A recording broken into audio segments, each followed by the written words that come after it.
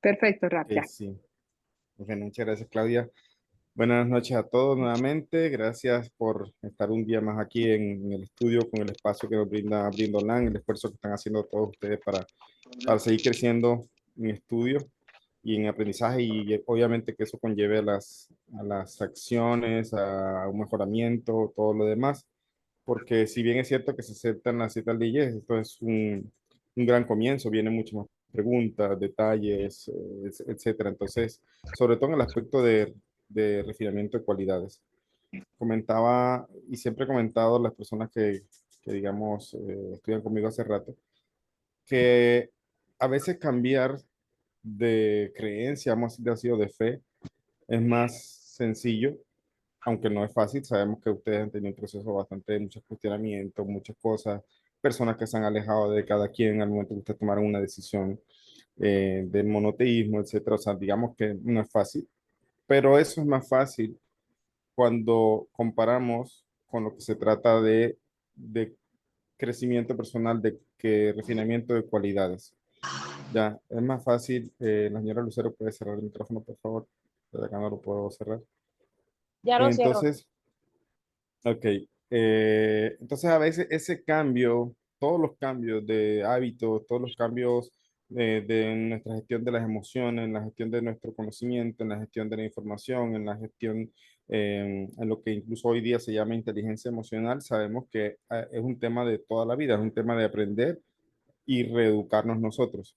Entonces, eso es más difícil, no imposible, eso es más difícil que empezar, que cambiar, digamos, o de convencerse de que las siete leyes son lo que Hashem quiere para cada persona, o sea, ese mensaje o lo que Hashem determinó para las naciones. Entonces, llegar a ese punto, sin duda, no es fácil, pero es más fácil que el siguiente paso, que es el proceso de refinamiento.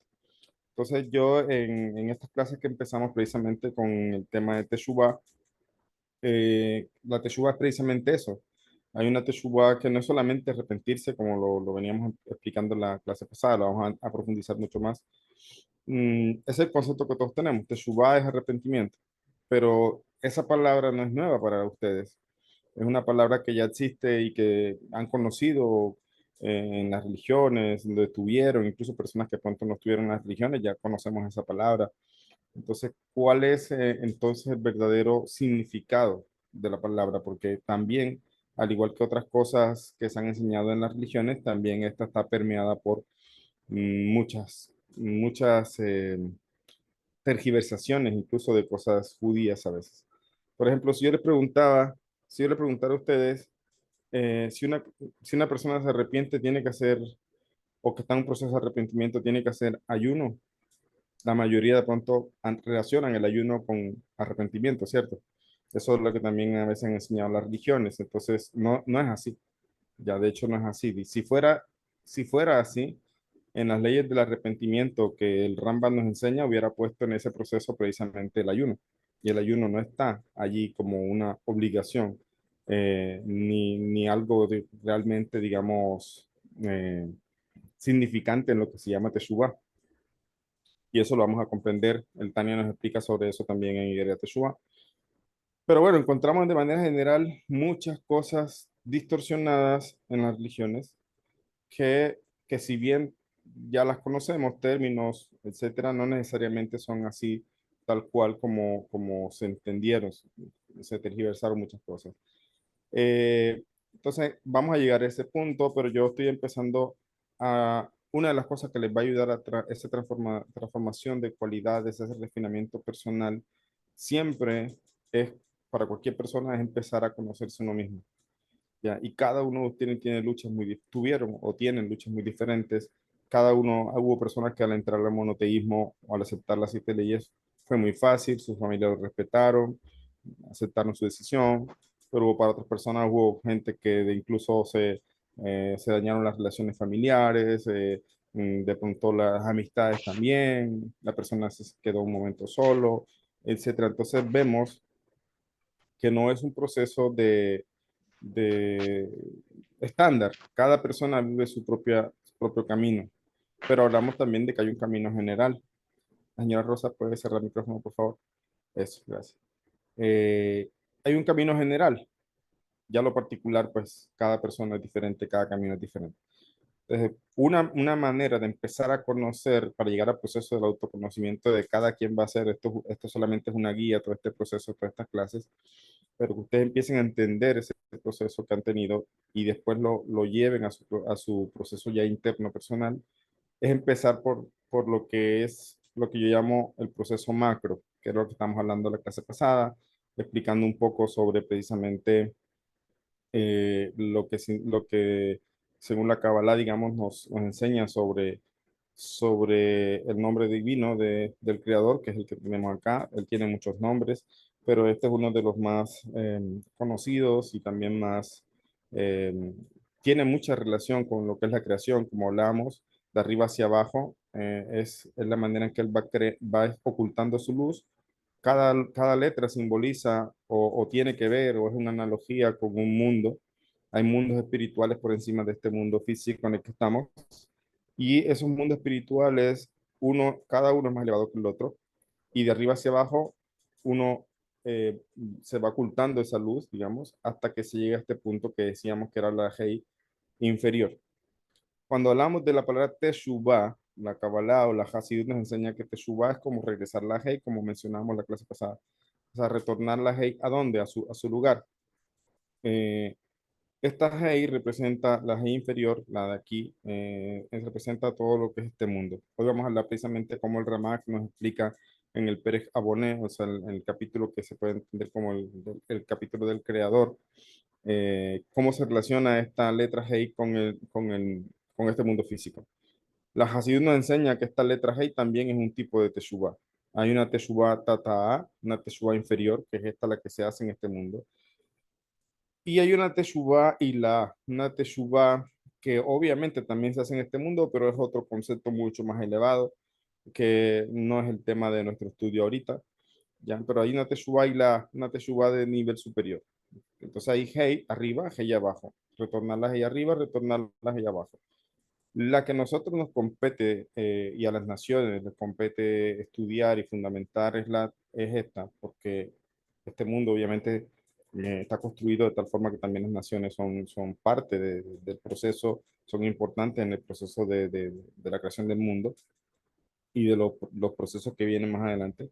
Entonces tenemos una letra Hei y aquí en esta letra Hei digamos, se centra nuestro estudio la Teshuvah de nivel inferior. Ahora, cuando hablamos de inferior o superior, no estamos diciendo que una sea mejor o peor que la otra, sino que estamos hablando de una que empieza aquí abajo, una Teshuvah que se hace, que tiene que ver con el cambio de acción de las personas, ¿ya? El cambiar sus actitudes, cambiar su camino, empezar a precisamente retornar a la conciencia de un solo creador y, y, y, digamos, empezar a corregir sus acciones también, ¿ya? Entonces, esa letra, esa Hey, tiene una razón de ser y una explicación también de por qué se llama Tashub Hey, retornar la Hey. El Ramak, acá en el libro Tomer de Borah, hay una parte donde nos explica sobre esa letra Hey y tiene que ver con nuestro estudio. ¿Por qué? Porque estamos comprendiendo qué es la Teshuvah, más allá de lo que ya conocemos. Y hablábamos de que las naciones en ese proceso macro de Teshuvah están precisamente retornando a lo que antes eran. Y hablábamos de que el Rambam nos citaba y leímos eso del Rambam, cómo las naciones en un inicio no eran idólatras, pero con el tiempo, por errores o concepciones erróneas y falsos profetas, se fueron distorsionando hasta que dejaron a Dios de lado completamente y lo reemplazaron con otras deidades. Entonces ya ahí sí se convirtió en idolatría como tal. Entonces las naciones también están haciendo un proceso de Teshuvah. Toda la humanidad está haciendo un proceso de Teshuvah y debería también empezar a seguir ese proceso de Teshuvah. Y eso se hace o tiene que ver precisamente con esto que está pasando, este fenómeno que está pasando del monoteísmo, que está tomando mucha más fuerza, no es algo nuevo, ya lo sabemos, pero está tomando mucha más fuerza. Y todo está centrado, ¿dónde está ocurriendo? En este mundo físico, en este Olam, que es llamado Olam Asia, el mundo de la acción. que está representado por la letra G inferior. Y esa letra G inferior y este mundo hacía, ya en este mundo digamos, confluyen dos fuerzas muy grandes, el bien y el mal. Ya. Aquí en este mundo, en esta G inferior, confluyen dos fuerzas. El bien que viene bajando desde arriba, precisamente, y un mal que ahora se materializa como parte de su ocultamiento de la divinidad. Y dijimos que el propósito del ocultamiento es precisamente propiciar el libre albedrío, porque ninguna persona tendría libre acción teniendo a Dios revelado completamente. Entonces, todos seríamos lo más santos posible, porque nadie haría nada frente al Creador de una manera revelada así. Pero como Él se oculta, ese ocultamiento produce o tiene consecuencia de que podamos tomar decisiones y una persona se haga dueño de su propio bien. Se puede acercar al Creador o se puede alejar del Creador con sus actos. Y precisamente todo eso está relacionado con la letra G, que simboliza este mundo inferior, mundo de la acción, y el mundo donde confluyen las dos fuerzas, bien y mal. Eh, Aquí, nuestro, nuestro libro, el Ramak, viene y dice, bueno, está hablando sobre la Teshuvah y la letra Hei, menciona aquí en este punto la letra Hei, dice, los sabios pusieron la razón de esto en un capítulo talmúdico llamado Aboné. Aboné. ¿Me pueden colaborar y cerrando los micrófonos que escucho ruido? Entonces, ya después cuando tengan alguna pregunta, si pueden abrir sus micrófonos. Creo que la señora Lucero parece que tiene el micrófono abierto. Dice, dice acá, los sabios pusieron la razón de esto en el capítulo talmúdico Aboné, donde explicaron que la letra Hei, ¿cuál es la letra Hei? Vamos a mostrarla nuevamente, ya un poco más de manera individual, vamos a decirlo aquí. Tenemos esta letra Hei, tiene una razón de su forma. Está hecha como un pórtico, como una puerta. Aquí estamos viendo precisamente lo que estoy diciendo. La letra Hei tiene o está hecha como una puerta, como un pórtico, para que todo aquel que quiera salir de su mundo, o sea, se refiere, eh, se refiere específicamente eh, de un segundo, de su mundo, dice, se refiere como cuando la persona se enajena, se sale de su origen, digamos, a eso se refiere. Entonces tenemos que esa letra G está hecha como una puerta que se ve que es bastante amplia. La letra G es amplia, es unas letras en el hebreo que es bastante amplia. Y dice, está construida precisamente como una puerta y esto significa para que todo aquel que quiera salir de su mundo, o sea, de su origen, es decir, ¿cuál es el origen de todo? Hashem quiere que toda la humanidad y el pueblo de Israel cumplan los mandamientos precisamente reconozcan y sepan que Él es el creador de todo, que Él dirige todo. Pero, pues, Él lo dejó a el libre criterio de las personas. Además, después del pecado de Adán, pues se complicó un poco más todo este tema, el mal se confundió con el bien, etcétera. Pero ese es el propósito original. El propósito original, que toda la humanidad precisamente, que todo, como dice el profeta, que el mundo se convierta en una morada para el Creador. Y en el mundo no viven solamente los judíos, la gran mayoría son las naciones, las personas no judías. Entonces también tienen una gran importancia en hacer de que este mundo sea una morada para el Creador. Por eso dice aquí que esta letra G está hecha como un pórtico para que todo aquel que quiera salir de su mundo, o sea, de su propósito original, pueda hacerlo. Y ese también tiene que ver con el libre albedrío. Una persona puede decir una cosa hoy, mañana otra, decidir cambiar de religión, lo que sea. O algunas personas en las naciones deciden no creer en Dios, les parece absurdo todo esto, entrar en materia religiosa y les parece poco objetivo y poco científico, etcétera. Es decir, cada persona puede pensar lo que quiera, gracias a que este mundo está construido con la letra G, ya, con una puerta amplia para que entre y salga el que quiera. Sin embargo, más que todo, la parte de abajo de la puerta está relacionada para salir. Es decir, que muchas personas pueden salir de su origen, es decir, de su propósito, como pasó con la humanidad, como comentaba el Rambam al principio, que empezaron con una cosa y terminaron al final saliendo y olvidándose del Creador. Esto significa que Dios creó el mundo con la letra G de forma tal de forma tal que está ampliamente abierto a la influencia de la mala inclinación, o sea, del mal en el mundo, y está ampliamente abierto el mundo, y la letra así como es amplia también, simboliza que el mundo está ampliamente abierto al pecado. O sea, es muy fácil pecar, es muy fácil alejarse, es muy fácil creer que Dios no existe. Ya. Eh, no hay área humana que esté libre de la influencia del materialismo, la mala inclinación y las deficiencias espirituales. O sea, más allá de lo que ocurre en el mundo, también dentro de nosotros hay una lucha interna y también dentro de nosotros está esa influencia del mal y también dentro de nosotros esa influencia nos puede empujar a salir de lo que realmente somos, ya alejarnos de lo que verdaderamente somos como imagen divina, precisamente emular al Creador y seguir sus mandamientos. Por eso la letra G es amplia y ahora dice, el mundo es semejante a eso, el mundo es semejante a una puerta que no está delimitado por paredes, sino completamente abierto y susceptible al peligro espiritual. Así también la letra G está totalmente abierta en su parte inferior, ¿ya? Indicando así la posibilidad de caer en el mal. Es muy fácil. O sea, está abierto. Lo difícil es lo que están haciendo ustedes.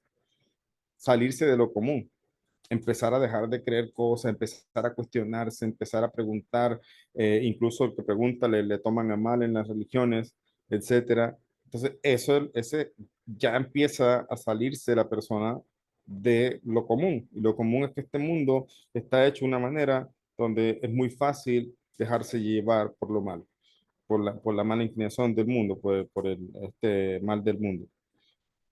Entonces dice, por eso está totalmente abierto en su parte inferior, indicando así la posibilidad de caer en el mal. Todo aquel que desee salirse, entre comillas, del mundo espiritual, ¿qué significa eso? O sea, salirse de dejar de creer en Dios o de cualquier tipo de situación para darle rienda suelta a sus deseos y a todo lo que él piense que es correcto, pues puede hacerlo. Tiene delante suyo muchas oportunidades para hacerlo, ya que hacia cualquier lugar que se dirija encontrará la oportunidad de cometer errores y pecados, ingresando así en la dimensión de las fuerzas externas.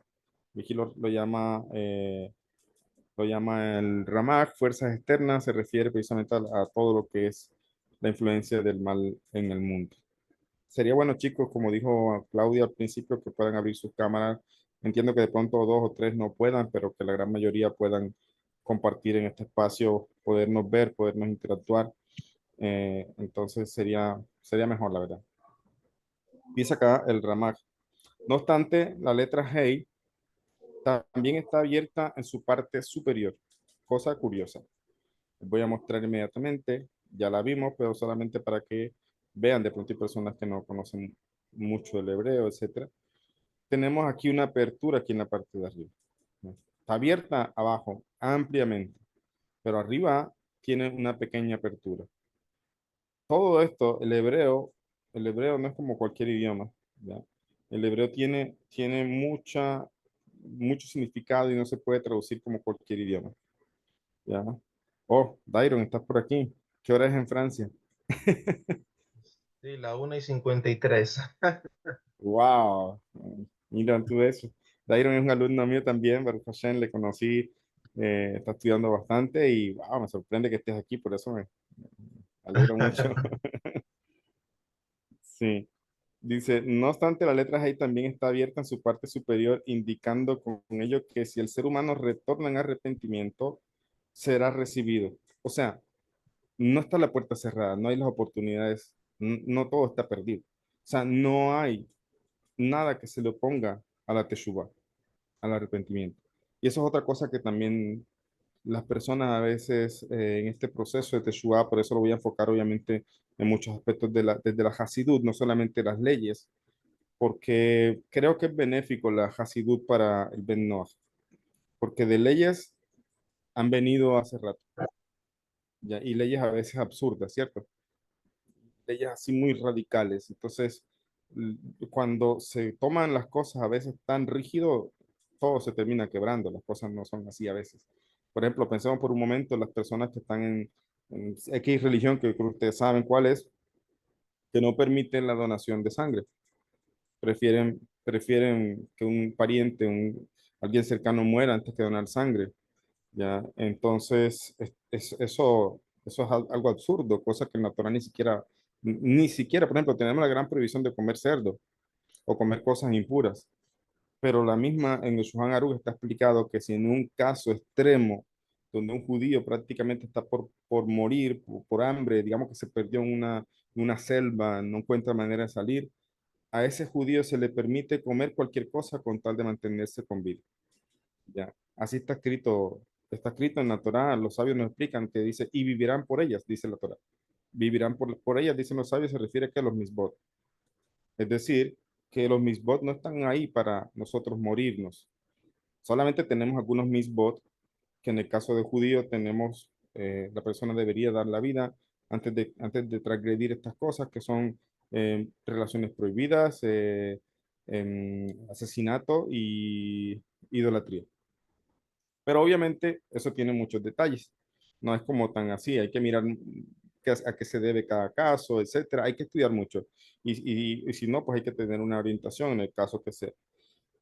Pero vemos precisamente que leyes es lo que ha estado gobernando la vida de muchas personas en las religiones y unas leyes rígidas, unas leyes que incluso la misma persona, y tengo conocidos personas, alumnos míos, que gracias a tanta rigidez de leyes supuestamente divinas, perdieron su matrimonio, perdieron sus hijos, etcétera. O sea, en verdad, aquí hay que suavizar todo el tema con lo que es la verdad.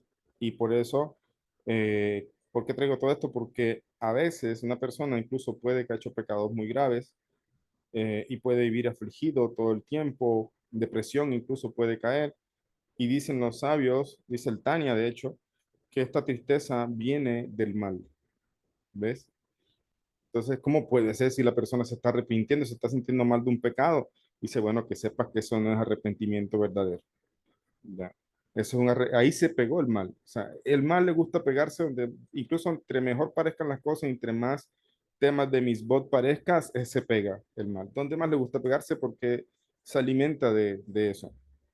Ya. Y entonces hay que entender que la teshuvá no es simplemente arrepentirse o la gente que vive incluso afligida, llega incluso a la depresión o piensa, llega incluso a llegar a pensar que lo que ha hecho es tan grave que Dios nunca lo va a perdonar. Que sepan, muchachos, aquí lo está diciendo, el ser humano retorna en arrepentimiento y esa puerta está abierta en la letra G. Es pequeña, claro, porque la persona va a tener su arrepentimiento, sufrimiento y va a vivir cosas también que le mortifiquen, y va a tener que cambiar hábitos, etcétera. O sea, va a tener que hacer un esfuerzo mucho mayor para poder reivindicarse consigo, con Hashem primeramente y consigo mismo. Pero nunca está perdido eh, la esperanza. Siempre la Teshuvah no tiene ninguna oposición de ningún mundo, de ningún ser, etcétera, sino que la Teshuvah es algo que precisamente todo ser humano es un gran poder que tiene el ser humano de resetear su vida, como decirlo así, de reconectarse a la fuente y de empezar a cambiar todo y de comprometerse, obviamente, a empezar a hacer las cosas bien. No hay nada que no pueda hacer la Teshuvah. Por eso dice aquí, no obstante, la letra G también está abierta en su parte superior, indicando con ello que si el ser humano retorna en arrepentimiento, será recibido. Si el ser humano retorna en arrepentimiento, será recibido. ¿Ya? Ahora bien, los sabios se preguntaron, ¿por qué no puede el ser humano retornar por la misma apertura por la que salió? Por la misma puerta que salió, o sea, la parte de abajo de la G. Dice, y respondieron, porque entonces no lograría hacerlo. O sea, no podría retornar por allí mismo. ¿Por qué? Con ello quisieron decir que para cuidarse al pecador arrepentido no le son suficientes los límites que se imponen los justos, ya que a estos que no han pecado les basta con una dosis pequeña de control de sí mismos. Es decir, la persona que ya pecó, que saboreó el pecado, que lo disfrutó, ahora se arrepiente, digamos, y mucho más si repitió muchas veces el asunto, entonces no le va a ser fácil a él retornar de la misma forma que salió, sino que va a tener que hacer un esfuerzo mucho mayor, ya, porque ya conoce el pecado, ya precisamente le va a tocar salir de ahí con fuerza, con mucho esfuerzo, y como dice aquí, con muchos, no me acuerdo la palabra, ahorita lo miramos acá, pero son como sufrimientos. Eh, entonces dice acá, ¿qué pasa con una persona justa de pronto? Nunca ha pecado, ¿ya? O puede ser que de pronto sus pecados, sus luchas no son tan grandes.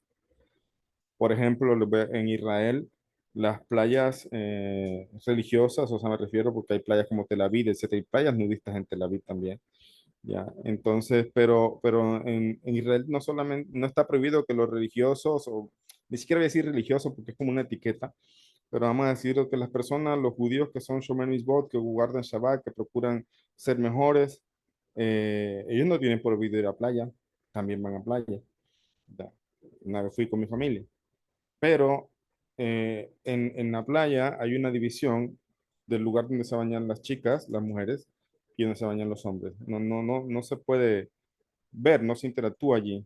Y si vas con la familia, pues bueno, bañate del lado de los hombres, tu esposa y las otras, las hijas se bañan del otro lado. O sea, así es una manera de ser recatado. No estoy diciendo que digamos, las naciones tienen que hacer algo igual, ya, porque también a veces no es bueno sobrecargarse con cosas que de pronto hacemos los judíos.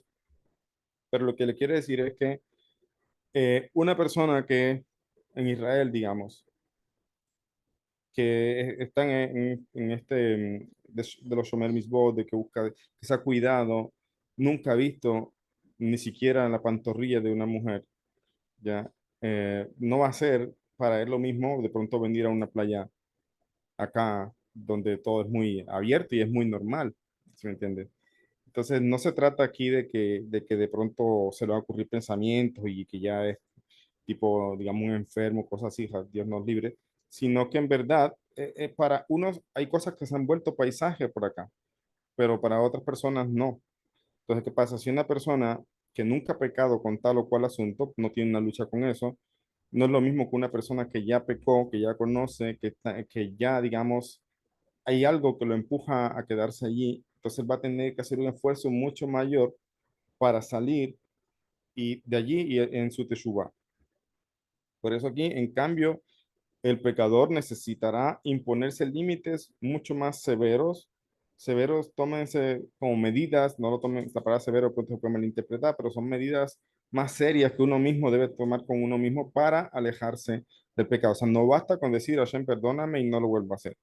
Tenemos que tomar medidas para no volver a caer. ¿Ya? Y eso es parte de la Teshuvah, porque una de las cosas en la Teshuvah, como vamos a ver más adelante, es decir, no, prometo, no lo vuelvo a hacer. Y creo que es la parte más difícil para todo el mundo, pero, sobre todo cuando tienen una lucha muy grande, dice, pero ¿cómo voy a prometerle a Dios? Y que si en verdad ya vengo luchando con esto y de pronto voy a quedar mal con mi promesa. Entonces, en verdad eso se puede hacer y lo vamos a explicar más adelante cuando ya hablemos de los pasos de la Teshuvah. Pero una persona cuando hace esa promesa o cuando toma la decisión de cambiar, va a tener que buscar precisamente y analizar, y por eso el tema del autoconocimiento, decir qué fue lo que lo llevó allá. ¿Ya? Hay personas, el Tania también lo explica, que tienen, el Tania habla específicamente de las pasiones sexuales. El Tania habla de que es una fuerza muy grande y de que es una lucha muy grande para el ser humano. Pero también el Tania deja claro que hay personas que no tienen esa lucha. ¿Ya? Es decir, sus luchas están en otros aspectos, pero no son, en ese aspecto no tienen una lucha, son muy tranquilos. Entonces, las luchas de mi vecino no son las mismas mías, ni siquiera las de mis hijos, ni siquiera las de mi esposa, ni de mi esposo. O sea, mis luchas son mis luchas. Y si yo no las conozco, no voy a poder poner barreras, tomar medidas. Es como, por ejemplo, un ejército, como así lo dice el TANE también, un ejército que está luchando por una ciudad contra otro ejército. La ciudad es el cuerpo, o sea, quieren gobernar el cuerpo para hacer pecados con el cuerpo. Entonces, eh, un ejército quiere atacar a otro ejército. ¿Qué es lo que normalmente hacen dentro de lo que conocemos de las guerras que se han dado en la humanidad y se siguen dando? Es que siempre buscan hacer algo que se llama inteligencia. Y hay inteligencia y contrainteligencia, ¿ya? Y espionaje y todo este tema. O sea, esta guerra de inteligencia contra inteligencia, espionaje, no es una guerra en el campo. Es una guerra donde ya el campo, digamos, el campo de batalla, es donde vas a demostrar lo que has aprendido del enemigo. Ya se estuvo haciendo inteligencia para ver sus puntos débiles, para ver sus fortalezas, en qué parte está mejor equipado con armamento, en qué parte no está tan equipado. Bueno, resulta que el mal interno que cada ser humano tiene conoce más que nosotros mismos todas esas debilidades. ¿Ya? Él conoce las debilidades y fortalezas. Entonces, si tú en verdad quieres empezar a tomar el control de la ciudad, tienes que empezar también a sincerarte contigo mismo y decir, hombre, tengo esta lucha. Ya, no tiene que decírselo a nadie si no quiere, pero reconocer para sí mismo, tengo este problema, tengo esta dificultad, y si en algún momento quiere, pues buscar orientación, etcétera, pero no va a poder empezar a ganar batallas y batallas hasta que no conozca precisamente dónde están sus puntos débiles. Por eso, la persona no solamente que pecó y se arrepintió, sino que también debe analizar y decir, bueno, ¿por qué llegué allá? Lo más fácil de mucha gente, y fue lo que, lo que vemos también de cierta forma en el Gang Eden, es culpar a otro. Eso es lo más fácil, ya. No, es que por tu culpa tal cosa, es que muchas veces nosotros, si nos analizamos bien, nadie nos empujó a hacerlo. Aunque otra persona de pronto dijo o me influyó, yo al final tuve la decisión siempre de ir o no ir. Nadie me obligó. Entonces yo tengo responsabilidad. Aquí, generalmente en las cosas que tienen que ver con el prójimo, no podemos hallar una persona completamente inocente. Siempre hay responsabilidades. Por eso, cuando este pecador quiere hacer teshuva, necesita imponerse límites mucho más severos. ¿Qué significa límite más severo? Es decir, bueno, pequé, por esto una cosa llevó a la otra, y terminé haciendo esto. Ok, voy a poner aquí una barrera. Aquí voy a poner una trinchera que defienda aquí en este punto, ¿ya? Se necesita entonces conocer para empezar a poner control. Si se acerca a ella, a esa barrera de control, sus inclinaciones negativas lo incitarán con facilidad a pecar de nuevo, y para evitar eso debe alejarse mucho del pecado. ¿Ya? Es por esta razón que el pecador no puede entrar por el mismo lugar que antes, o sea, por la parte ancha, la parte amplia de la Hey. Eh, en vez de ello, debe ascender y entrar por la estrecha apertura superior de la Hey, por la más pequeña, ¿ya? Por eso es que no todo el mundo a veces eh, le es fácil. La cual representa, ¿qué representa esta apertura pequeña? Dice el del Ramaj, representa las mortificaciones y penitencias que debe imponerse a sí mismo con el fin de reparar la brecha que abrió. Y lo voy a explicar inmediatamente, porque de estas, entre comillas, mortificaciones y penitencias hay mucho en cierta religión, sobre todo para estas fechas que vienen paganas para ellos, donde salen incluso a azotarse, etcétera, y a sacarse sangre realmente. Entonces, ¿es eso, rabino? ¿Tenemos que azotarnos así, mortificarnos así? No, no se refiere a eso. Les voy a poner un ejemplo. Una persona, una persona tiene, no sé, puede ser dificultades con sobrepeso, por temas de salud, o de pronto por estar, sí, mejor. Quiere, cambia su dieta. ¿Ya? Cerra el micrófono, por favor. Eh, entonces la persona, ¿qué dice el nutricionista o qué le dice la persona que le manda la dieta? Bueno, tienes que dejar las harinas o disminuir en esto, y eso va a ser muy específico para la persona, ¿cierto? Siempre tiene que ir a una persona que conozca su metabolismo, porque no todos los metabolismos son diferentes. Digo, son iguales, perdón. No todos los metabolismos son iguales. De acuerdo al metabolismo y la persona, etcétera, entonces, y incluso su estado de salud, si tiene algún problema diabético, alguna cosa, pues le van a determinar un plan para que él pueda mantener una alimentación equilibrada, sana y que le permita incluso bajar de peso. ¿Ya? Lo mismo acá. El plan para cada persona no es igual. Por eso acá empieza la Teshuvá por conocerse a sí mismo y empezarse a poner problemas, porque no es que van los rabinos o las personas o los líderes o los que enseñan a la vida de las personas a meterse su vida para entonces ir a ponerle, a ponerle la dieta y, o sea, los pasos que tiene que hacer. No, en verdad no hacemos eso. De hecho, no es sano porque muchas veces eso es lo que pasaba también en las religiones. En las religiones las personas le contaban al líder toda su vida, incluso vida muy personal.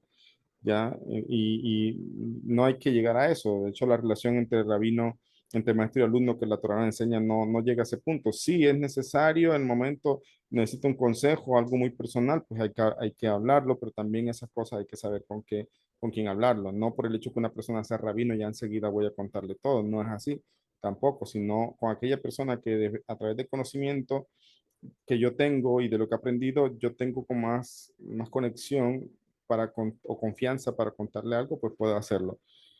Pero no andamos tampoco metiéndonos en la vida de nadie, más bien le damos consejo a la persona para que la persona tome también sus medidas. Pero la persona misma tiene que empezar por ella misma a tomar medidas. Entonces, ¿qué pasa? Si esta persona se dio cuenta que su salud está mal, que está un poco con sobrepeso, entonces quiere cambiar, va a donde una persona especialista, le mandan una dieta y le dijeron que no puede comer más, no sé, pongamos que hamburguesa. Y la persona le gustaban las hamburguesas, que eso se comía dos, tres, disfrutaba con una alegría, se comía su hamburguesa y ahora no lo va a hacer. Ahora está tomando una medida en aras de ella misma. Y resulta que un día estaba en la casa de su hermano o hermano y sacó el hermano una hamburguesa. Ya.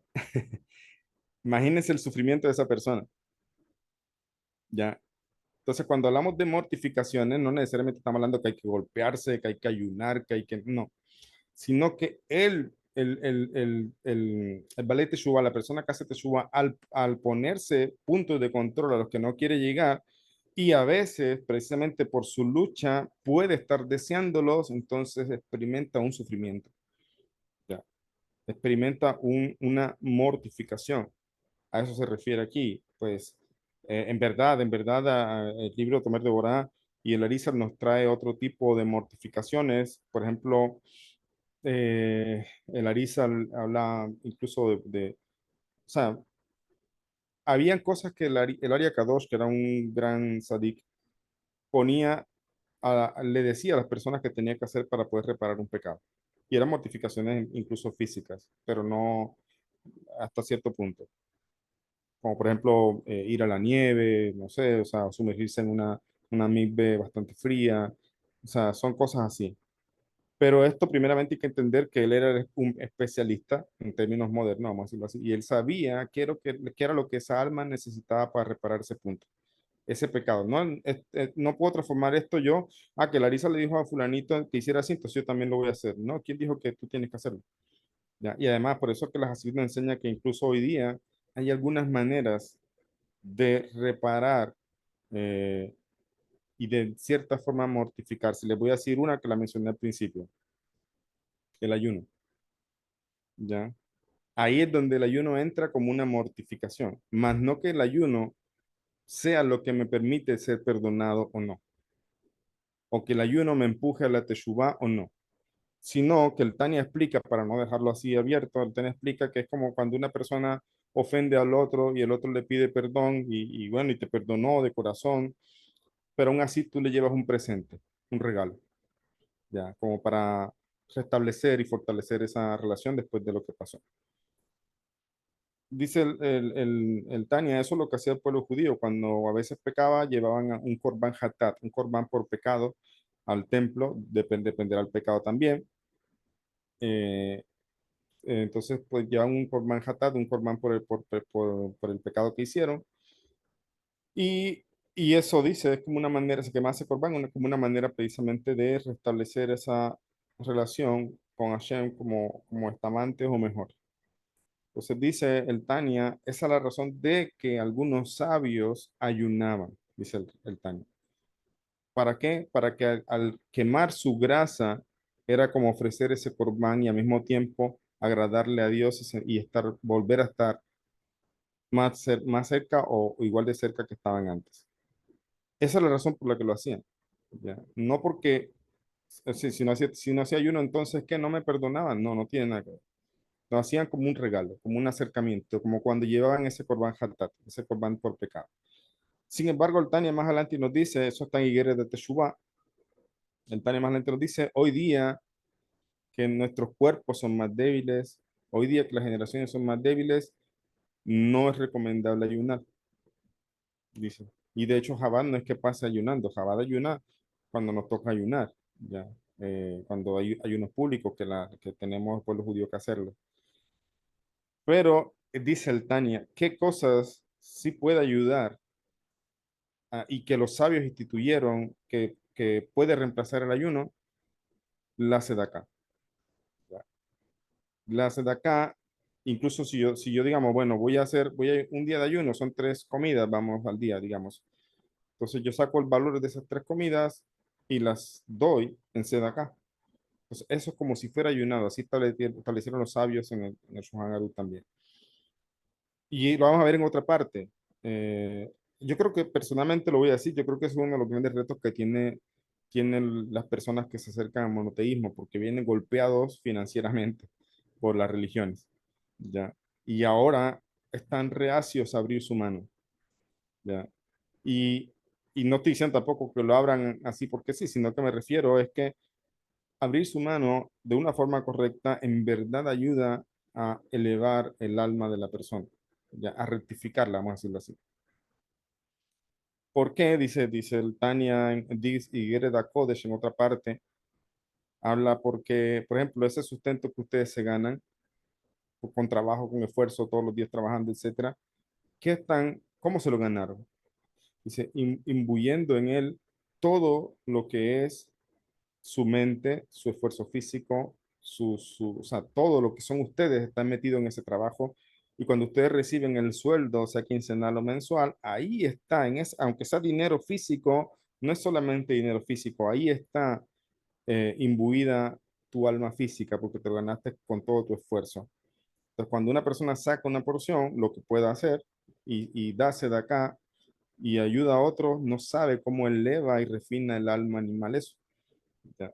Y yo pienso que esa es una de las cosas también a depurar de la persona, porque precisamente ahora pueden darse de acá donde quieran, obviamente donde se sientan más cómodos, ya, pero también si hay grupos como estos que están aprovechando un espacio, pues también qué bueno sería apoyar, que yo sé que lo hacen porque precisamente eso se hace, pero si se puede aumentar, pues Baruch Hashem es precisamente apoyar toda esta labor. Entonces, ¿qué pasa? Acá a eso se refiere el libro cuando habla de mortificaciones. Vale, Teshuvah, la persona se arrepintió, hizo un pecado, ahora se arrepiente, entonces tiene que tomar medidas y al tomar medidas va a mortificarse porque va a tener a veces la intención o el deseo de hacerlo, aunque en el texto del Ramak realmente está hablando del tipo de penitencias o mortificaciones que Larisa ponía, que grandes cabalistas hacían, pero hoy no estamos hablando de eso, por eso digo que no lo tomen así, más bien como el sufrimiento que la persona tiene al momento que empieza a cambiar.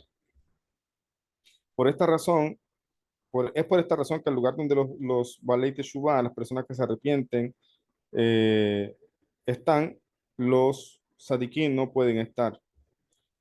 ¿Qué se refiere a eso? Pues que la persona, el sadik nunca ha pecado, eh, por lo tanto no tiene que hacer un esfuerzo para eso, pero la persona que pecó y que ahora se arrepiente tiene que hacer un esfuerzo mucho mayor, entonces tiene un mérito diferente también. Ya, a eso se refiere. Esto es lo que nos trae aquí el Perej Aboné. Ya, bueno, no Perej Aboné, el Ramak en su libro Tomer de Orá no es un libro para noajidas, pero con una buena orientación se pueden sacar perlitas como esta que nos ayudan a entender un poquito más ciertas cosas de profundidad. Sin embargo, ¿qué esto cómo se ve, digamos, este proceso también lo podemos ver en lo que yo llamé la escalera de la Teshuvá en las naciones, que es una, eh, voy a compartir acá la pantalla, la voy a explicar, veo que ya nos quedan pocos minutos, pero bueno, por lo menos la voy a explicar de manera general y hacemos un espacio de preguntas y después, después obviamente entonces miramos con más detenimiento esto que yo acabo de construir, hace unos minutos la hice, la verdad. Pero tenía la idea en la mente de todo lo que he estudiado y aprendido. Pero bueno, ahorita la puse como una gráfica para poder entender un poquito. Y la llamé así, la escalera de evolución al monoteísmo. Tenemos acá, en la base de la escalera, diría yo que el piso, no hay escalera ahí. Acá empieza la escalera. Personas sin ningún tipo de conciencia o búsqueda espiritual. ¿Ya? ¿Qué se refiere a eso? Pues esto es la mayoría de la humanidad, la mayoría. Son personas que incluso pueden ser científicos, pueden ser, no estoy hablando de personas, cuando digo que no tienen conciencia, me refiero a conciencia espiritual, de que tengan algún, o sea, que crean algo más allá de lo evidente, de lo que existe. Para muchas personas simplemente esta vida es todo y pues hay que aprovechar. Algunos lo aprovechan con una forma de excesos, otros de otra forma, etcétera, pero no tienen ningún tipo de conciencia más allá de lo que de esta vida.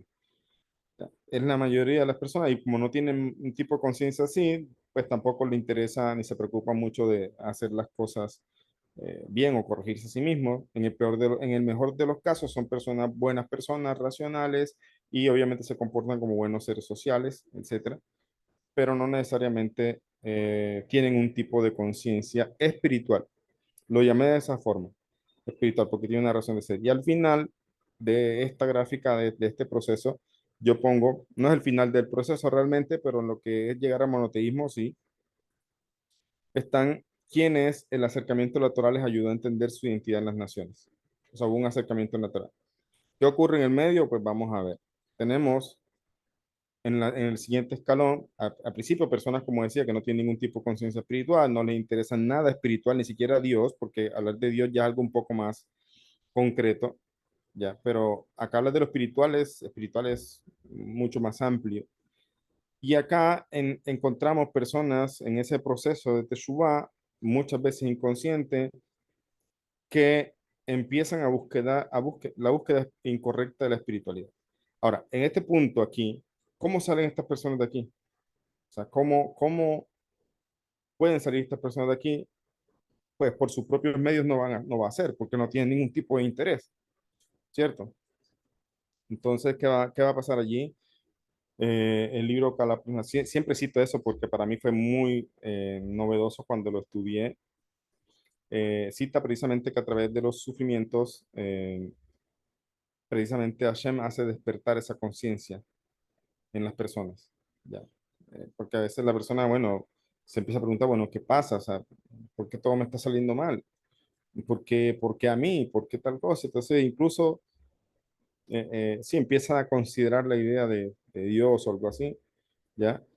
Pero en este punto es a través de las tribulaciones y de los sufrimientos que Hashem mismo logra empezar a despertar esa conciencia.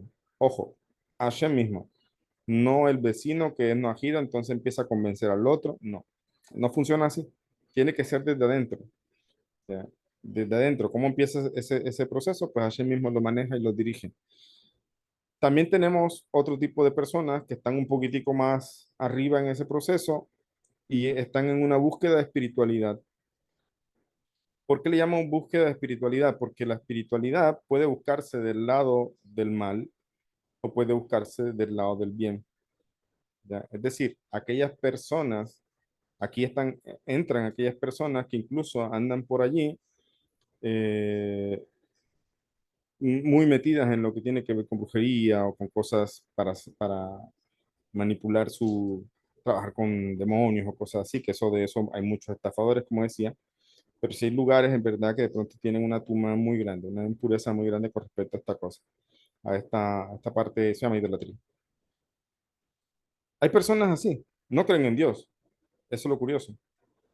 Pero, o incluso creen en Dios, pero van donde el brujo porque necesitan que le ayude a conseguir tal trabajo para no pensar en maldades, porque también mucha gente así, o que le ayude a conseguir tal o cual persona. Entonces, están de alguna manera conectados a la espiritualidad, pero del lado incorrecto, del lado de la citra jara, del lado opuesto a la santidad, y en ese lado, Hashem le dio autoridad a lo que son los demonios, a lo que son los duendes, que no son lo mismo en las historias, pues, como duendes, como lo entiende la gente. Pero bueno, hay un montón de seres en la Klipot, en la Sitra Jara, que Hashem mismo los creó y Hashem mismo, ellos están bajo, ellos reconocen a Dios como creador, no están revelados, están simplemente sirviendo al creador, esa es su función, una función bastante interesante, pero, pero al final de cuentas ellos no desconocen a Dios. Así se explican en otros libros, etcétera. ¿Y qué pasa? Que estas personas, bueno, dice el libro donde estoy sacando, donde yo estoy citando algunas cosas sobre el tema de estos seres de la Sitra Jara, dice, ellos no tienen libre albedrío, explican, pero incluso ellos siempre reconocen a Hashem como creador. Y ese libro dice, el único que tiene libre albedrío en la creación, en toda la creación espiritual y física, es el ser humano, el único. Ni los demonios tienen libre albedrío, ni los seres de las Klipot tienen libre albedrío, ni los ángeles tienen libre albedrío. El único que tiene el libre albedrío y el único que puede hacer teshuva precisamente por eso es el ser humano. Entonces, el ser humano en su libre albedrío busca conectarse a cosas a veces que no tienen nada que ver con santidad. Tenemos entonces que se dice que estos seres tienen mucha gabá, o sea, el lado donde están, digamos, tan alejados de la santidad, les hace muy altivos. Altivos suena muy suave, la verdad, pero muy orgullosos, se creen dioses, ¿ya? Y a veces por eso le mencionan, eh, ellos dicen, Hashem es el Dios de dioses. Es decir, como que bueno, es el Dios de nosotros, lo reconocemos, pero también somos semidioses, digamos. Tenemos poder, podemos hacer cosas. Entonces, ellos están en un punto tan alejado de la santidad que se creen eso. Las personas que buscan este tipo de conectarse con estas cosas, brujería o lo que sea, incluso falsa brujería, estafadores, pero están buscando la intención que están buscando, también quieren jugar a ser dioses. Yo quiero que esto sea así, ayúdame, yo quiero que tal cosa, yo quiero conseguir este trabajo, yo quiero conseguir. También están jugando a parecerse a ellos, ¿ya? Pero como es un ser humano, digamos, ellos están en una búsqueda incorrecta de la espiritualidad, están del lado incorrecto, no tienen una conciencia de Dios como tal, están en una búsqueda espiritual todavía.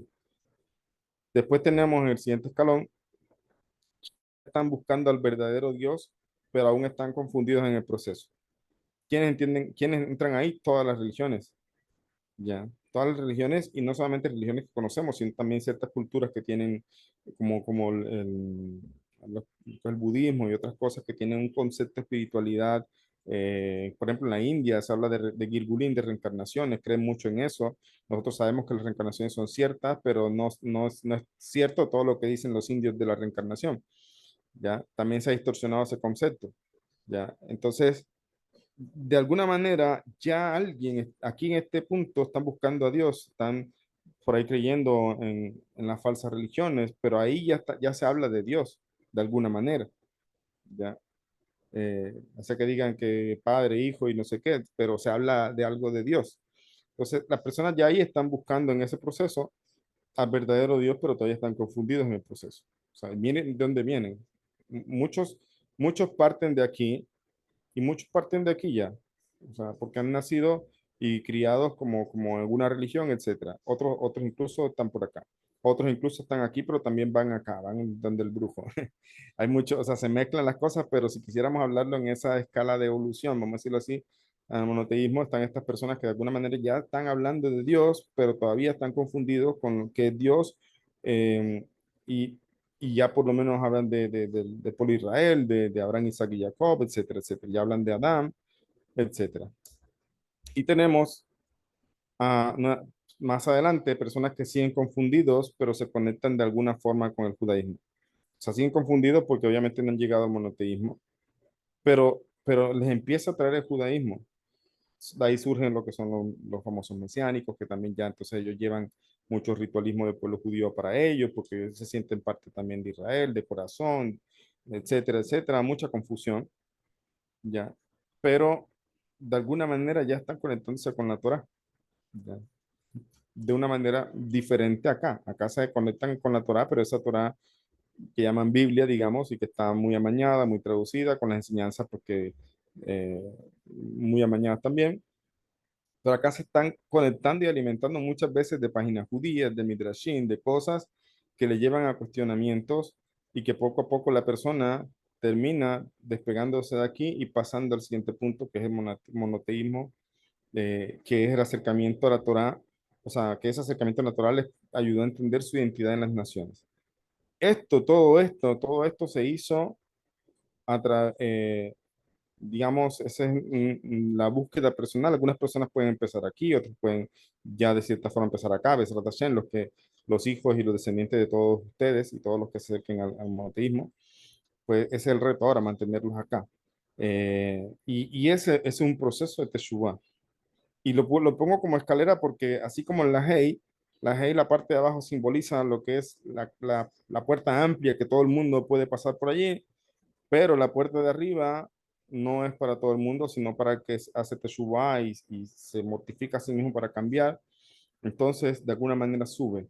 Entonces, también el Noágida, de pronto ustedes siguen siendo los mismos, eh, pero si se analizan o incluso tal vez personas cercanas les van a decir, pero no son los mismos, ¿qué te pasó? Has cambiado. Entonces, algo va cambiando por dentro. Y algo incluso eso influye en lo físico. Cambia un poco el semblante de la persona también. Eso es algo que en el proceso de Teshuvah se da. Pero hay algo en común denominador en todo ese proceso. En toda la escalera sigue habiendo sufrimientos o dificultades en la vida. Eso no lo podemos evitar. Ya. Podemos pedirle a Hashem que aliviane nuestros sufrimientos, que elimine nuestros sufrimientos. Pero al final de cuentas, siempre hay dificultades.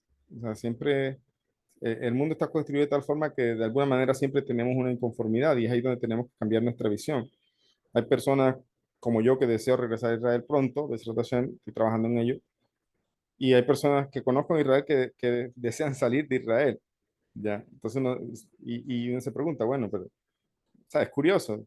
Él está allá y me dice, no, me voy a ir de Israel porque no quiero quiero educar a mis hijos en otro lugar, ¿ya? Y yo me quiero ir para Israel a educar a mis hijos en Israel. Entonces, ahí está el punto. De alguna manera siempre nos va a faltar algo. Siempre vamos a tener algo que nos falta, porque el mundo está hecho así, el mundo está hecho en ese proceso, los sufrimientos son importantes, pero entonces, ¿qué es lo que cambia? Entonces, Rabino, ¿qué desesperanzador es esto? O sea, ¿voy a tener sufrimiento siempre? Bueno, dice Rabino Anram, una frase que me gusta mucho, en el momento que la persona vive con Dios, todo lo que pasa en la vida se interpreta diferente, ¿no? Los sufrimientos pueden disminuir, sí, Baruch Hashem. Acá los golpes, digamos, en la parte baja de la escalera son a veces más fuertes para hacer reaccionar a la persona y Hashem va sacando de ahí. ¿Ya? Y también hay una realidad, no todos van a salir de allí así, con estos sufrimientos. Muchos van incluso a despertar y a reconocer el monoteísmo solamente cuando Hashem se revele aquí en el mundo. ¿Ya? Pero otras personas van subiendo, y los sufrimientos les siguen cuestionando, etcétera, y otras situaciones. Eh, y acá llega a un punto donde los sufrimientos no se eliminaron, pero sí se ve se ve la vida de otra forma. Y, y obviamente sí se puede decir que se alivianan los sufrimientos, o sea, tampoco es que pasen todos los mismos sufrimientos, sino que siempre hay dificultades, algunas pequeñas, otras grandes, pero siempre hay dificultades. Siempre hay dificultades en la vida, pero la Torá y la sabiduría que viene de tradición desde Moshe nos enseña a entender y a poder manejar estas dificultades de otra forma, incluso a sacarle provecho, ¿ya? A sacarle provecho. El Talmud en Berajot, donde habla de los sufrimientos, dice, pero hay un gran secreto para manejar los sufrimientos, dice el Talmud en Berajot. Dice En el momento que la persona agradece, y de hecho es un precepto que también dice alabar y exaltar al Creador, tanto por lo bueno como por lo malo. Y de pronto a veces nos cuesta. ¿Quién quiere agradecer por un dolor, por una enfermedad, que nos libre? ¿Quién quiere eso? Pero empújate a hacerlo. En el momento que tú empiezas a agradecer a veces por las dificultades, créeme que incluso cambia algo. Lo digo porque lo he vivido, o sea, yo lo he vivido también. Obviamente todos tenemos sufrimiento y me acuerdo una vez que yo estaba muy preocupado por algo, no tenía como incluso ánimos de trabajar, me levanté a rezar, recé porque tenemos un horario para rezar y me volví a acostar y no tenía como muchas ganas de nada ese día. Y casi pasé gran parte del día así y un día dije, bueno, esto no está bien. Me senté en la cama y empecé a agradecer. No entiendo por qué me estaban sucediendo ciertas cosas en ese momento, pero empecé a agradecer. Cuando eso no estaba aquí, estaba de viaje en tema de supervisión y dije gracias a Hashem. Y empecé a agradecer. Entonces, cuando empecé a agradecer y a mirar lo bueno que tenía. Como bendecido por esto, como bendecido por esto otro. Y les voy a decir algo. En el momento que empecé a decir gracias, algo cambió. Y es justo lo que dice el Talmud en Berajot. Cuando tú agradeces a Hashem por los sufrimientos, le quitas el poder a la fuerza del mal. Ellas están allí precisamente alimentándose de eso. Incluso aquel sufrimiento que supuestamente es por pecados. El Tania explica eso. Dice, el Tania dice, si estoy trabajando y me aflijo por los pecados, déjame decirte que eso viene de la citrájara, porque ese no es un momento para arrepentirse, es un momento para trabajar. Así, literalmente, es decir, te sabotea el día, te sabotea el día. Entonces, hay momentos para hacer teshuvá, pero hay momentos en que tenemos que ocuparnos de eso, de las cosas que tenemos que hacer. Entonces, esos son temas que precisamente nos ayudan a comprender al enemigo y entiende ese enemigo aquí como ese mal interno que tenemos, ya como esa lucha que tenemos. Así como tengo que conocer mis fortalezas y mis debilidades, también debo conocer a ese contrincante con el que estoy luchando para saber cómo cerrarle puertas.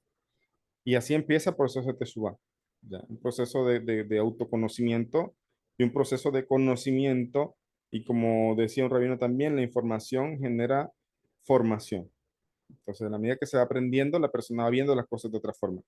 Y cuando, ¿qué pasa entonces? Que sí, puede ser que los sufrimientos, llámese sufrimiento, ya no sean de la índole que había al principio, pero hay dificultades que resolverlas, las enfrentamos entonces con otra energía. Yo tengo alumnas, una alumna que está aquí también presente, ya me comentaba, me llegó muy afligida cuando le conocí y como ella misma cuenta, muchas veces lo ha contado, cómo precisamente eh, empezó a ver la vida de otra forma, ya, gracias al conocimiento de la Torá, las cosas que los sabios enseñan. Entonces, eso va a generar una transformación en ustedes. Besat Hashem. En la próxima clase vamos a hablar precisamente un poquito más sobre ese papel de las calamidades y la justicia divina, los sufrimientos en la vida de la persona y precisamente cómo eso ayuda a causar un despertar desde abajo, y explicaré qué significa eso, despertar desde abajo, para ver cómo empezó ese proceso de Teshuvah en cada uno de ustedes en el momento que se alejaron de las religiones y que sigue ese momento. No piensen que ya, bueno, soy Najida, acepté las 7 leyes y ya. No, en verdad sigue siendo el proceso. Incluso para un converso, una persona que se converse, dice el Talmud, el Shulchan Aruch, no necesariamente tiene buenas cualidades el converso. Ya, no necesariamente, o sea, se convirtió al judaísmo, el tribunal rabínico lo aceptó, le dijo, le evaluó todo y le convirtieron, pero no esperan que sea un sadik. Es normal que tenga malas cualidades. Eh, lo que esperan es que ahora pueda seguir refinando. Eso es lo que se espera del Najida también. O sea, listo, llegas, aceptas 7 leyes, pero no necesariamente tiene buenas cualidades, pero ese proceso que la Hasidut y otras cosas que vamos a aprender ayudan a ese proceso de crecimiento y refinamiento personal que vamos a estar hablando. Todo el Teshuvah nunca acaba, sobre todo en este proceso de reestructurar ideas, pensamientos, conceptos. Hay que hablar de muchas cosas. Por ejemplo, con respecto también a las finanzas, yo soy de los que incluso en un módulo, en un curso que hice, que está en mi canal de YouTube, se llama Curso de Crecimiento Personal No Ágil, hay un módulo que se llama educación financiera dentro de lo que yo he aprendido. ¿Por qué? Porque no se trata solamente, el Noajida necesita también aprender de finanzas. O sea, me refiero, tener algo de educación financiera para emprender un negocio, para saber cómo maneja, cómo hacer de acá. Es decir, no es solamente, vamos a decirlo así, religión y religión, porque no somos una religión. También tenemos cosas materiales. De hecho, la Hasidut nos enseña que al ocuparnos de las, no separamos el mundo, como decían ciertas religiones, que esto es mundano, sino que en verdad integramos y le damos vitalidad a lo mundano, a lo material, vitalizándolo con actos de santidad. Incluso el dinero también se puede de alguna manera santificar en el momento que la persona hace sedacá, en el momento que la persona hace gemilut hasadim, obras de actos de bondad, etcétera. Pero también todo no agita como cualquier ser humano, tiene necesidades, tiene que buscar parnasá, tiene, entonces qué bueno es también tener un poco idea de, ese, de esa educación financiera, se necesita también, pero ya es diferente, ya no es enfocado solamente a los negocios como tal, sino qué dicen los sabios, qué dice Pirkei Avot sobre las finanzas, qué dice, eso lo explico en ese módulo, quien quiera puede suscribirse a mi canal. Ese curso está, hay una sección que tengo que es para miembros, digamos, son clases privadas y ahorita estamos estudiando el curso de dimensión interna. Entonces, eh, digamos, bueno, hay mucho que aprender, mucho que depurar, muchas áreas que también necesitamos hacer teshuva en diferentes áreas y también como personas, etcétera. En ese proceso, precisamente estamos estudiando y antes de pasar a si tiene alguna preguntita, aquí escribió alguien en el chat, dice la señora Deifeni, tengo mis enfermedades, pero desde que aprendí a agradecer y mirar de otra forma, lo que sucede me he sentido más libre, Baruch Hashem. Dice Carlos, buenas noches, no puedo activar el micrófono en la cámara. Rab, una pregunta en cuanto al ayuno, nosotros como no es necesario ayunemos o es opcional. Te voy a decir más, para nosotros también es opcional. O sea, nosotros, hay ayunos que no son opcionales, que son por ejemplo Yom Kippur, Tisha B'Av, el ayuno de Esther, son ayunos establecidos por los sabios y tenemos que hacerlo. Pero nosotros no pasamos ayunando, como te decía, ya no andamos haciendo ayunos opcionales. Hay otros ayunos que son arugarla por otros temas, pero todo eso tiene su explicación. En verdad, en verdad, una ágida podría ser un ayuno si quisiera, pero lo importante aquí no es que, voy a decirlo muy graciosamente, aquí lo importante no es que aguante hambre, que deje de comer, sino que comprenda qué significa todo esto y entonces eso lo vamos a comprender más adelante. El ayuno creo que es lo último que debería preocupar ahorita, sino comprender todo de fondo el ayuno. Pero puede ser que en ciertos casos lo pueda hacer sin ningún problema, excepto ayunos que tienen que ver con el pueblo de Israel. Ya eso no es lo mismo, no puede hacer esos ayunos, ya es diferente. Pero podría ser opcional para responder así inmediatamente, es opcional, pero lo importante es saber por qué se hace, en qué ayuda y con qué intención hacerlo. ¿Ok? Entonces damos unos minuticos para preguntas, no sé si tienen preguntas. Adelante.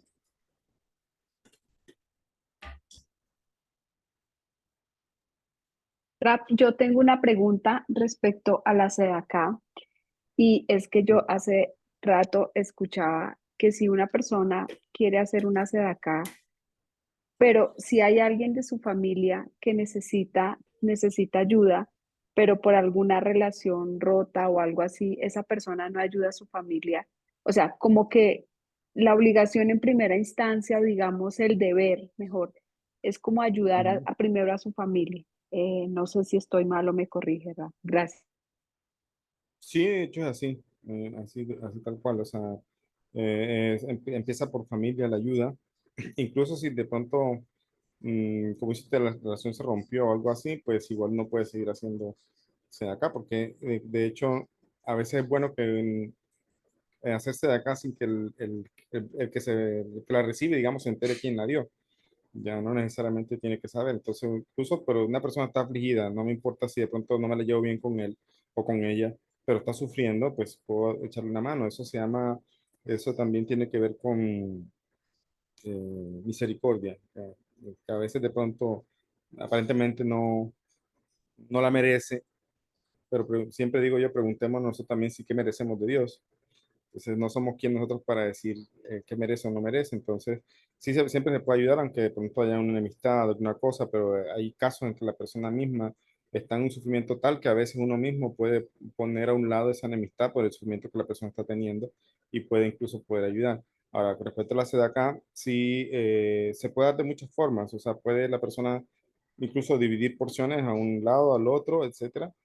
Pero el tema es que la SEDACA también salga de uno, sí, sí. O sea, que, porque también hablan de aquellos que dicen, bueno, me pago tal curso o me compro tal libro, pero en verdad eso tal cual no es tan así, porque tiene que salir, tiene que hacerse algo como extender la mano hacia el otro. Y esa sede acá sí se empieza por familia, claro que sí. Si alguien cercano está afligido, yo le puedo ayudar, claro que sí, le puedo ayudar. Si una persona también quiere ayudar a instituciones de Torah, eso lo sabemos también, puedo apoyar estas clases, por ejemplo, que obviamente también, como dice Rabino Grossman, si algo es gratis es porque alguien lo está pagando y eso es una realidad muy grande, porque obviamente siempre hay tiempo que sacar y un esfuerzo que hacer. Entonces también es bueno apoyar esta labor, a una yeshiva también, etcétera. O sea, puede hacerlo de muchas formas que la persona desee y también, obviamente, por la casa. No es, ahí se transforma un poco ese concepto de que se llevaba el dinero al líder de la religión, ¿no? En cambio acá no es así únicamente, acá se puede ser para apoyar una yeshiva, apoyar un rabino, apoyar una persona que necesita, que de pronto es amigo, la familia también, desde cercano se empieza, entonces sí, hay muchas formas de utilizar esa sedacá, o de no utilizarla, sino como de realizar el acto de sedacá, muchas maneras de hacerlo. Gracias, Rap. Excelente clase. Gracias, Rap. Hay una pregunta de la Sí. señora Rosa Cerquera y hay una pregunta que nos hace aquí Álvaro que es Hasidú. Ujú. Ok, vamos a darle la palabra a la señora Rosa primero y ahorita respondemos la pregunta de Álvaro. Gracias, Rap. Sí, Sí, muchas gracias, Raf, muchas gracias, Claudia. A ver, yo sí. tengo una pregunta que me preocupa. El Ujú. arrepentimiento, estábamos hablando del arrepentimiento. Sí. ¿Uno se debe arrepentir por miedo al castigo o por agradar a Dios y sentirse bien con uno mismo? Esta pregunta la hago por lo siguiente, Ujú. porque se tiene la convicción de que si no estamos a toda hora arrepintiéndonos y todo nos va a ir mal, si no recé hoy en la mañana, entonces algo me va a pasar. Es un miedo que se tiene, ¿cierto? A Ujú. las transgresiones de las leyes y que a toda hora entonces vamos a estar haciendo las cosas mal y vamos a merecer un castigo. Esto es una cosa Ujú. que hace a la persona, inestabiliza a las personas emocionalmente porque a toda hora viven con miedo. Ujú. Sí, así es. Esa es mi pregunta. Muy bien, muy buena pregunta. Bueno, mire, hay que ver, digamos, de dónde viene el miedo, vamos a decirlo así, porque, bueno, muchas veces el miedo es infundado de las religiones. Ya. Las mismas religiones hacen terrorismo, vamos a decirlo así, terrorismo emocional, precisamente para mantener a las personas allí, o incluso el tema del infierno, crearon tantas cosas alrededor de ese concepto del infierno para torturar a la gente y que se mantuviera allí, ya donde están. A tal punto ha llegado el tema de que ya incluso las mismas iglesias de una misma eh, religión, vamos a decir la iglesia evangélica, ya incluso en una iglesia sí están bien y en la otra no. Entonces ya se llega a tal punto. Entonces se mantiene un terrorismo aquí emocional también y eso no es bueno. Obviamente hay que mirar también dentro de uno si ese terror que siente o ese miedo, vamos a decir la palabra miedo que Freud utilizó, si el miedo que siente uno no viene o está permeado por cosas del pasado, ya, por cosas que aprendió, por cosas en lo que le torturaron o le hicieron creer que eran gravísimas en las religiones que de pronto no lo sean, ya. Entonces, por ejemplo, alguien me preguntaba en la clase pasada sobre el tema de la unión libre, ¿cierto? Que creo que las religiones le llaman fornicación, creo que es. ¿Ya? Entonces yo decía, en verdad en las leyes no agidas esto no es ningún pecado. El hecho que dos personas se unieron y tienen una familia, unión libre, ya se considera matrimonio. y es aconsejable pues el matrimonio legal con documento, pero según las leyes noajidas ya está bien. Pero las religiones metieron un terror con eso. Entonces, por eso decía, primero uno que debe preguntarse es si el miedo que tiene es un miedo que está de alguna manera consciente o inconsciente con el pasado de las religiones. ¿Ya?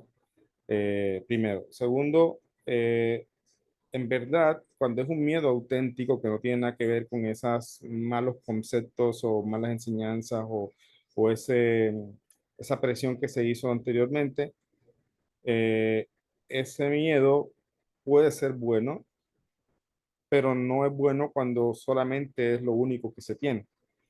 Por ejemplo, es una manera básica y muy inferior de empezar a obedecer al Creador por miedo. ¿Ya? Es una manera muy básica, pero no es la mejor manera, porque eso debe permearse con amor. O sea, temor y amor deben ir de la mano. ¿Ya? Entonces, eso se va logrando con el tiempo, con el estudio y con la comprensión de quién o qué, es que suena raro, pero quién es Dios, ¿ya? Entonces, eso va dando una tranquilidad en el proceso. Por eso, aquí el tema es eso, o sea, si el miedo está surgiendo, primeramente hay que mirar dónde viene, si es un medio correcto o no, pero para responder más rápidamente, si la persona empieza a obedecer al creador por cierto temor, eso es bueno, ya, pero no debe ser lo que predomine todo el resto de su vida. Es como el niño, ¿no?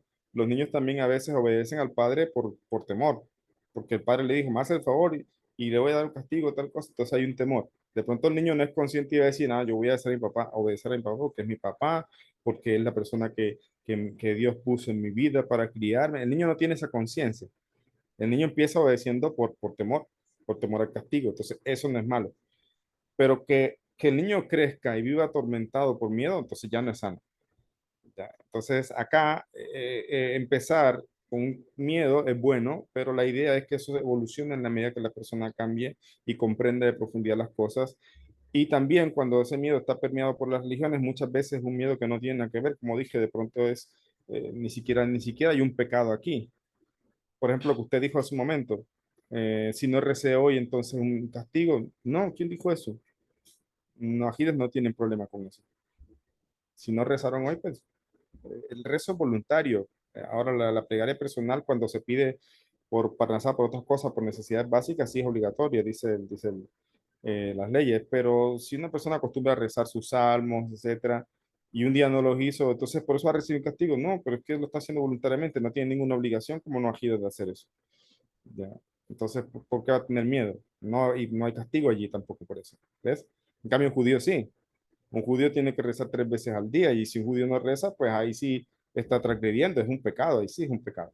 ¿Ves? Entonces, eh, va a sentirse más tranquila en la medida que siga profundizando Baruch Hashem y sigamos estudiando y aprendiendo sobre su identidad nájida y sus obligaciones y sobre la Hasidut. Entonces, va a sentirse más tranquila en ese proceso. Y para responder y finalizar con Álvaro, me gusta que era Hasidut. Muchas gracias, Rafa. Bueno, muchas gracias a usted también. Hasidut viene de la palabra Gesed y significa bondad, Gesed, y eh, empieza por lo que Baal Tov, fundador de la Hasidut, el padre de la Hasidut, empieza a hacer con personas a veces eh, menos favorecidas, vamos a decirlo así, más descuidadas, personas que eran judíos pero no sabían rezar, nunca les enseñaron leyes, entonces Baal Tov empezó a hacer Gesed por estas personas, por cualquier judío, y de ahí surge todo lo que es la Hasidut, más allá también de que hay es como bajar conceptos muy elevados de la Kabbalah a la práctica, ¿ya? Porque nada sirve estar hablando de Sefirot y un montón de cosas sin la Hasidut te baja eso a la práctica, cómo puedes ser mejor persona, cómo comprender al Creador, cómo tú puedes manejar tus emociones. No tienes que ser entonces un cabalista para hacerlo, pero puedes aprender desde la Hasidut conceptos muy profundos, pero de una manera entendible para cualquier ser humano, ¿ya? Eso es así muy rápidamente lo que es Hasidut. Ok, chicos, entonces vamos a dejar el día de hoy por aquí en este momento. Baruch Hashem, gracias a todos por su asistencia. Hoy hubo bastante audiencia. Gracias a Claudia, Abrido la Colombia, todo lo que ustedes hacen para poder compartir con ustedes. Conocí muchas personas, gracias a Hashem por eso. Y bueno, les deseo una bonita noche y un feliz resto de semana, todo lo mejor. Gracias, Rap, Gracias. excelente Buenas clase. noches, Rap. Gracias. Bueno, Feliz noche. Gracias. Gracias a Chao. todos. Gracias Bueno. a Shane. Gracias. Feliz noche. Gracias, Rap. Gracias a todos. Feliz noche para Gracias a todos. Dios los todos. bendiga. Feliz noche. Dios los bendiga. Gracias. Feliz noche también. Feliz noche. Gracias.